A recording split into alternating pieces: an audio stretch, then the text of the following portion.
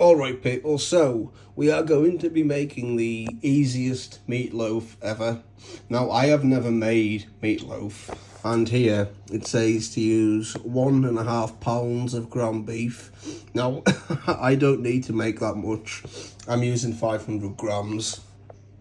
But the ratios seem to be off, you know, like I'm no expert in cooking meatloaf. Like I say, I've never cooked it before, but 1.5 pounds of ground meat and only 1 egg and 1 cup of water. I mean, that to me sounds like it would just turn out too dry. And then here it says stuffing mix, but it doesn't tell you like how much. It just says a box, but you get different size boxes. So this is going to be a bit of experimental. I don't want it to turn out too dry, and I also don't want it to turn out too sloppy, so we're just going to have to be careful. Also, I do not have any eggs, so I'm using a substitute. What is here? This is chia seeds, and you just add some water and it goes to like a jelly like substance. Probably need a little tiny touch more water in there, and that can be used as an egg substitute. Now I have baked with it.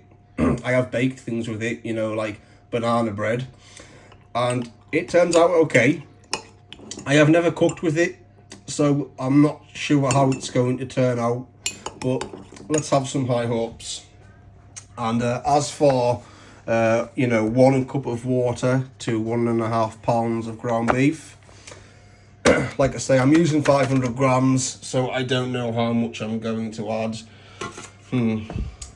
Okay. Right, we shall see you in the next clip. Right, so let's put these chia seeds away.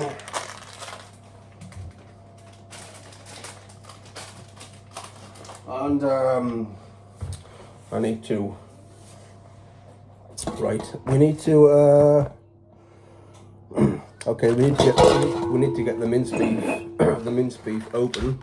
I should really set my tripod up facing down on what I'm doing, which is what I'm going to do right now. Okay, so here is our ground beef. That's usually got like some greaseproof paper on the bottom of it. Okay, there's our ground beef and our egg substitute.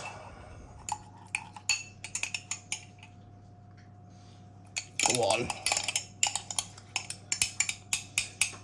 That's our egg substitute. Probably a bit much there. And our water, let's just add this a little bit at a time.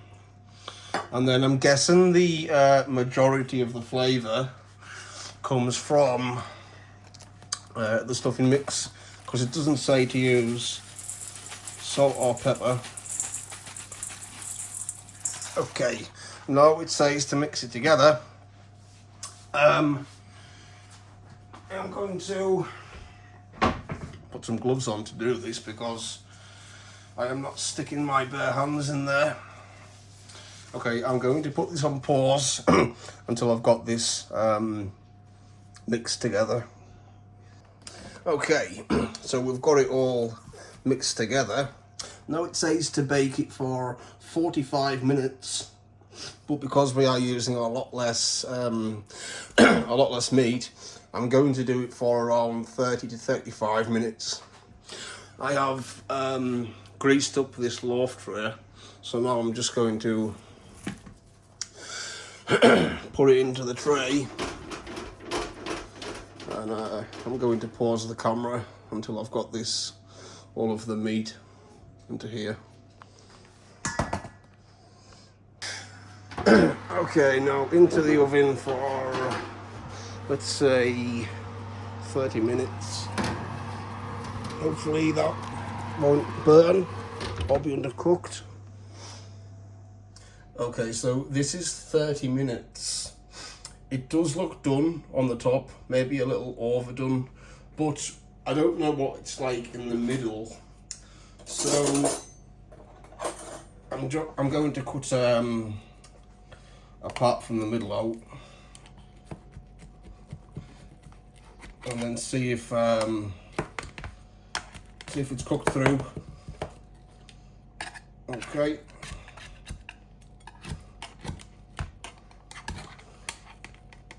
Yeah, that's cooked through, isn't it? Yeah. Oops. Yeah, that is definitely cooked through. I think it's actually, yeah, it feels nice and moist too. Whereas Mike Jevons, the other YouTuber who made this recipe from the same book, his turned out really dry. So I'm happy that this has turned out well, and we'll just leave it to cool down for a bit, and then we'll taste it. Now, normally you should serve this, or you could serve it with vegetables and gravy, or mashed potatoes and gravy, or you can just eat it how it is. But with it having stuffing mix in there, if you are British and you like stuffing, then you will know that gravy goes very well with stuffing. So with this meatloaf, I think I'm just gonna, cut it into little chunks, and then make a jug of gravy and just dip it in. So let's just wait a little bit more until it cools down, because I don't want to burn my mouth like I did on the last video, corn chowder. I didn't wait for it to cool down, and it burnt my mouth and it hurt my sensitive tooth also. So yeah, we're going to wait until this cools down before we taste it. Smells good. Okay, here we go.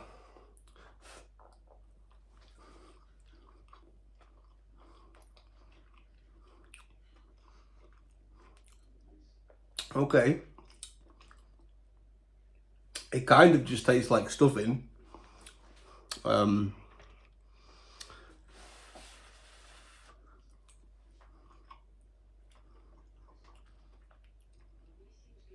Yeah, it is nice. The stuffing's a bit overpowering, but it's got a bit more texture to it.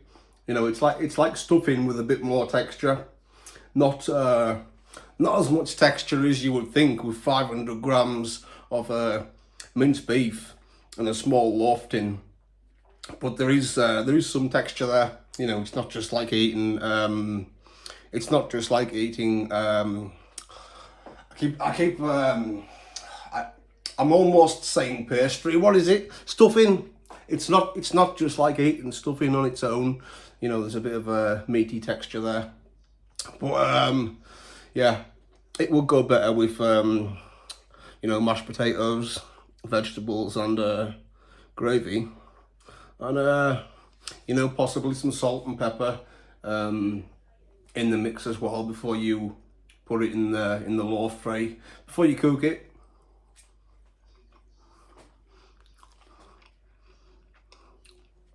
But that is good. I recommend you try that. If you like stuffing, I really recommend you try that. Now, that was easy. That was an easy recipe compared to the corn chowder, the last cooking video that I done. Well, I watched a video on that before. Wait a minute.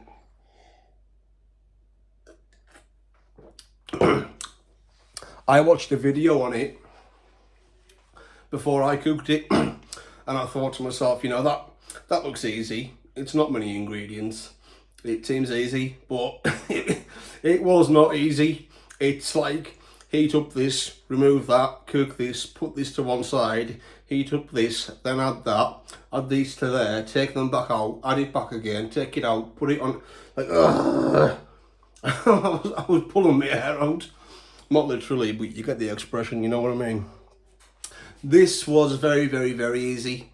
So, like I say, if you like stuffing, then yeah, I really recommend you try that. So, hope you all enjoyed the video. and hope you're all okay wherever you are in the world, whether it's nighttime, daytime, or or whatever.